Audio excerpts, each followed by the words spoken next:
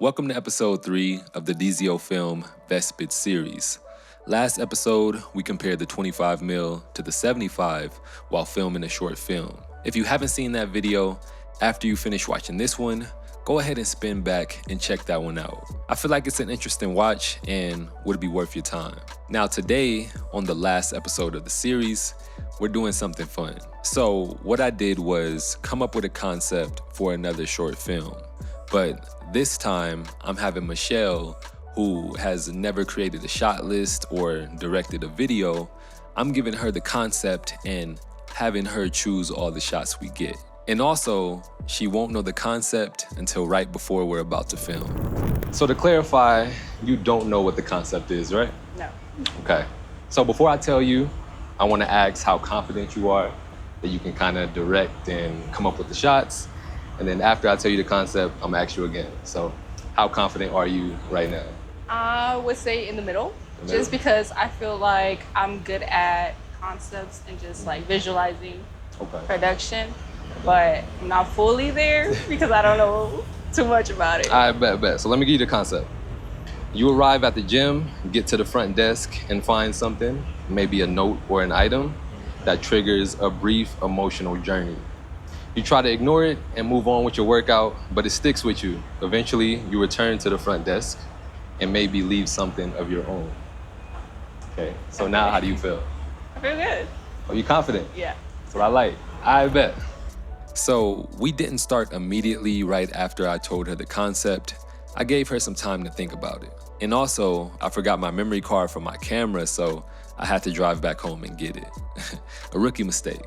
Now, not only is she deciding the shots, but she's also the subject for the video, so that can make it a bit more challenging. When I decided on this concept, in my head, when she finds something at the front desk, I thought it would be better if it's a unique item rather than a note. But since she wasn't gonna know the concept beforehand, she didn't have an opportunity to plan and bring something. I brought a small notebook as a fallback option, but I was hoping she would have something maybe in her car that she could use. But ultimately, she just ended up going the note route. So we're gonna do pull-ups. You can capture the first one. After the second one, we could do like another angle. Okay. So it could be like going up. So you're gonna do pull-ups right there? Yeah, in this middle rack. Okay. So the first shot will be here. I'll do two. I can't do that many right now. Going into this, I wanted to have the least amount of input as possible as far as what shots to get, because I wanted to see what she would come up with by herself. The only thing I wanted to do was operate the camera, but it was actually kind of difficult to not chime in and bounce ideas. So I'll admit, throughout this process, I did help somewhat. I'd say as a whole, it ended up being 75% her and 25% me. But I think even then, it's still interesting. There were times where she would tell me she wants to film a shot a certain way, and in my head, I'm thinking, I would probably film this a bit differently. But that was the point. It was more about her vision and what she wants to capture. One of the shots I had to help her come up with was the transition from working out to going back to the note. So I kind of had to direct her with her movements and what would make the transition smooth. Also, there was another idea I had where she would lean into the frame that I just had to get. I couldn't pass up on it. I think she did pretty well coming up with the different shots for the concept. For me personally, when I'm thinking of shots for a concept, it'll almost be like a movie plays in my head. So I can see the scenes I'd want, and that's really how I come up with the shots. For the majority of this, I used the 25. We were trying to finish up before the gym closed, and for most of the shots, I could get it on that lens. But anyway, I did already edit the video, so let's go ahead and check that out now.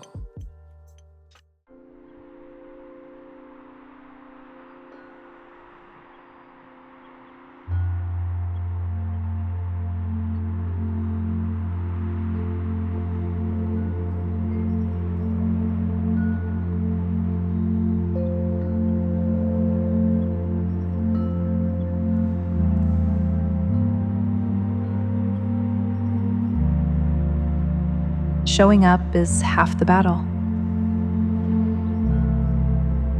Some days, that's the hardest part. when the weight isn't just physical, when your mind feels heavier than anything you lift. But you show up anyway. No audience, no applause. Just the quiet decision to keep going.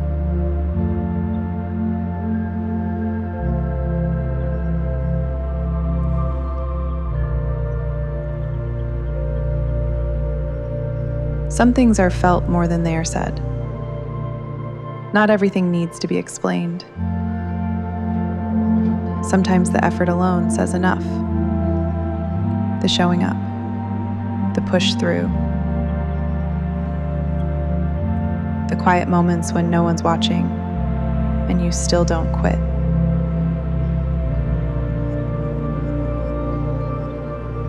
Not every effort feels like a breakthrough.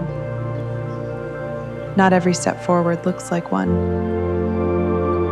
But it's there, steady, building, shaping something deeper. And maybe no one else sees it. Maybe it's never talked about. But that doesn't make it any less real. Because some things are felt in the choice to keep going, in the standard you set for yourself, in the fight to become who you need to be. And at the end of it all,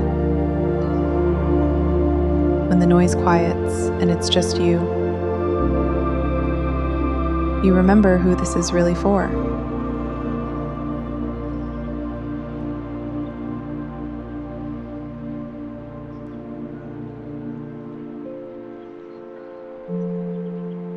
I do this for you.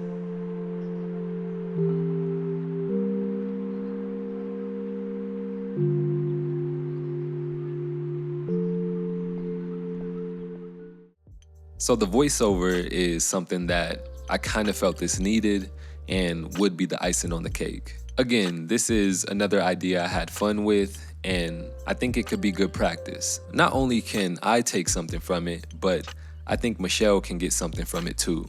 I always enjoy just having a concept and bringing it to life. So with that being said though, let me know what y'all think and how do you feel about the shots that she came up with. I like how everything turned out, and I can only imagine if there was more time given to plan, and if we took it a step further and controlled lighting, for example, this would be even better. So go ahead and drop this a like and also jump down in the comments.